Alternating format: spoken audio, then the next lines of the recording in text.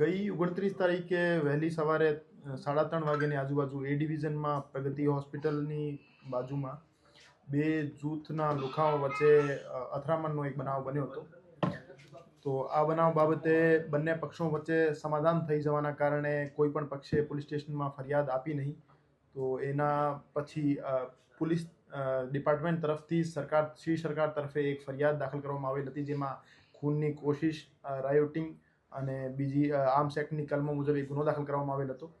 આ બનાવના ગંભીરતાને ધ્યાને લઈ માનનીય સીપી સર બ્રજેશકુમાર જાસર અને additional CP sir Mahendra Bagadiya સરની સૂચના હતી કે આરોપીઓને તાત્કાલિક ધરપકડ કરવામાં આવે અને એના વિરુદ્ધ કડક કાયદાકીય કાર્યવાહી કરવામાં આવે.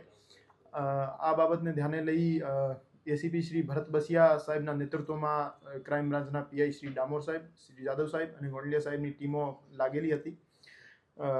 ગઈકાલે માલિયાસણ નારિંગ રોડ પાસેથી આ એક બનાવમાં સામેલ 7 આરોપીઓની ધરપકડ કરવામાં આવેલ છે, જેમાં હર્ષદીપસિંહ,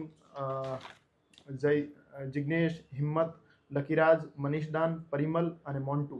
આમ કુલ 7 આરોપીઓની ગઈકાલે ધરપકડ એસઓજી દ્વારા કરવામાં આવેલ છે અને બાકી જે આરોપી એમાં સામેલ છે બીજી ગેંગના, એની પણ શોધખોળ અત્યારે ચાલુ છે. એના પાસેથી એક હથિયાર અને અમુક કાર્ટ્રેજ કબજે કરવામાં આવેલ છે અને બીજા એક હથિયારની અમારા પાસે માહિતી છે, જે પણ એ આરોપી હજુ પકડાણો નથી. તો એમના પાસેથી પણ હથિયાર જ્યારે આરોપી પકડાશે એમના પાસે કબજે કરવામાં આવશે. કારણ શું હતું ફાયરિંગનું? ફાયરિંગનું કારણ મૂળ જનવરી મહિનામાં એક માલવીયનગર પોલીસ સ્ટેશનમાં ગુનો દાખલ થયો હતો, જેમાં રાધિકા નામની એક મહિલા છે, એના ઘરે બંને જૂથના વચ્ચે એક માથાકૂટનો બનાવ બન્યો હતો. એના લીધે પછી તાલુકા વિસ્તારમાં એક અટેમ્પ્ટ ટુ મર્ડરનો ગુનો દાખલ થયેલો હતો અને ફરીથી ઓગસ્ટ મહિનામાં બંને જૂથ વચ્ચે એક આ માથાકૂટના ખાર રાખી એક ફરીથી બનાવ બન્યો હતો અને એ જ જૂની ચાલતી 10 મહિનાથી જે માથાકૂટ ચાલે એની જે બનાવ બન્યા છે 3 બનાવ, એની જે મનમાં ખાર રાખી આ જ બનાવ બન્યો હતો. રાધિકા સામે કોઈ ફરિયાદ કે ગુનો નોંધાયેલો? રાધિકાની સામે કોઈ ફરિયાદ. બીજી ગેંગ છે જે સમીર ઉર્ફે મુર્ગો કહેવામાં આવે છે, એના કોઈ ઈ ગેંગના કોઈ લોકોની ધરપકડ? એ જૂથના 3 માણસોને અત્યારે રાઉન્ડ અપ કરવામાં આવેલ છે અને એ બનાવમાં સામેલ હતા કે કેમ આ બાબતે એની પૂછપરછ ગહેનતાપૂર્વક ચાલુ છે અને એની એમાં ઇન્વોલ્વમેન્ટ સામે આવે તો એની પણ ધરપકડ કરવામાં આવશે. ગેંગ છે 4 વર્ષમાં ચોથો બનાવ છે, તો કોઈ કડક કાર્યવાહી કરવામાં? આ બંને જે જૂથ છે એના વિરુદ્ધ GCTOCના કાયદા હેઠળ કાર્યવાહી કરવાની પ્રક્રિયા હાથ ધરવામાં આવી ગઈ છે અને આવનાર 5-7 દિવસમાં એમના વિરુદ્ધ GCTOCના કાયદા હેઠળ કડક કાર્યવાહી કરવામાં આવશે.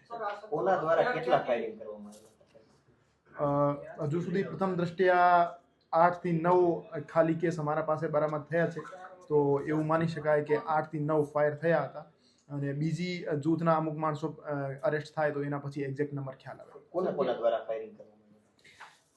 આ બનાવમાં સમીર જુણેજા, આ સિવાય મેટિયો ઝાલા અને જિગ્નેશ ભૈલુ 3 માણસો દ્વારા ફાયરિંગ કરવામાં આવે છે. જે હથિયાર ગેરકાયદેસર ક્યાંથી લાવ્યા હતા એની કોઈ વિગત સામે આવી છે? આરોપીઓને ગઈકાલે અરેસ્ટ કર્યા બાદ એને એક નવા માણસનું નામ આપ્યું છે જે એને હથિયાર સપ્લાય કરી રહ્યો હતો.